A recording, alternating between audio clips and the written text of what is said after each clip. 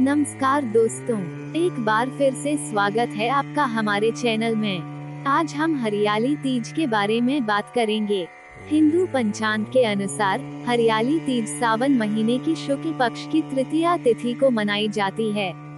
इस बार तृतीया तिथि की शुरुआत 18 अगस्त को रात 8:01 पर होगी और इसका समापन 19 अगस्त को रात 10:19 पर होगा।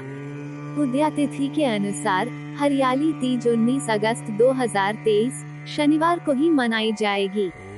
श्रावण शुक्ल पक्ष की तृतीया तिथि को मनचाहे वर की प्राप्ति के लिए तीज का त्योहार मनाया जाता है। श्रावण में होने के कारण और चारों तरफ हरियाली के कारण इसे हरियाली तीज कहा जाता है। माना जाता है कि इस दिन मां पार्वती ने शिव जी को कठोर तपस्या से प्राप्त किया था। इस दिन वृक्ष, नदियों, जल के देवता वरुण की भी उपासना की जाती है। अखंड सौभाग्य की प्राप्ति और सुखी वैवाहिक जीवन की कामना करते हुए इस दिन सुहागिन महिलाएं निर्जला व्रत रखती हैं और मां पार्वती शिव जी की पूजा करती हैं। सुहागिन महिलाओं के साथ ही कुंवारी कन्याएं भी इस व्रत को कर सकती हैं। इससे शीघ्र विवाह के योग बनते हैं और योग्य वर मिलता है। इसलिए महिलाओं को हरियाली तीज के पर्व का हर साल बेसब्री से इंतजार रहता है। लेकिन क्या आप जानते हैं कि सबसे पहली बार किसने इस व्रत को रखा था और क्यों?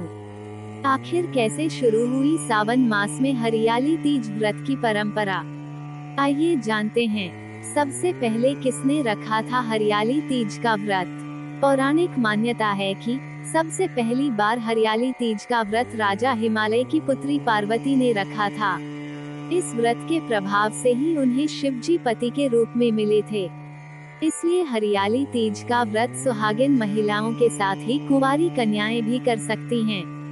हरियाली तीज के दिन महिलाएं 16 श्रृंगार करती हैं, व्रत रखती हैं और मां गौरी और शंकर जी की पूजा आराधना करती हैं। महिलाएं हरियाली तीज को एक उत्सव की तरह मनाती हैं। सभी महिलाएं हरी हरी चूड़ियां, वस्त्र और लहरिया पहनती हैं।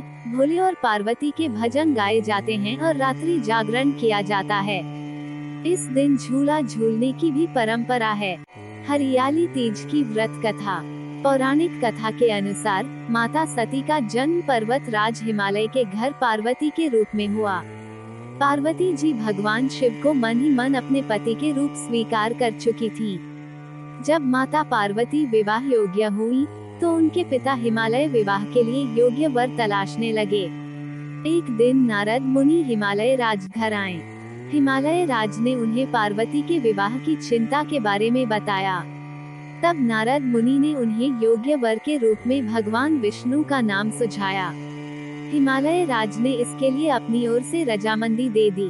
जब माता पार्वती को इस बारे में पता चला तो वह चिंतित हो गईं, क्योंकि वह पहले ही शिव जी को अपने पति रूप में स्वीकार कर चुकी थी। इसलिए वह शिव को पाने के लिए एकांत वन में जाकर तपस्या करने लगी। पार्वती ने रेत से शिवलिंग बनाया और तपस्या करने लगी। कहा जाता है कि माता पार्वती ने सावन माह में शिव जी को पाने के लिए तपस्या की थी। माता पार्वती की कठोर तपस्या से शिव जी ने उन्हें दर्शन दिए और साथ ही इच्छा पूर्ण होने का आशीर्वाद भी दिया। बाद में पर्वत राज हिमालय भी पार्वती और शिव जी के विवाह के लिए तैयार हो गए और इसके बाद माता पार्वती और भगवान शिव का विवाह संपन्न हुआ। इसके बाद से ही हर साल सावन महीने में हरियाली तीज मनाया जाने लगा। हमारे चैनल को सब्सक्राइब करना ना भूलें।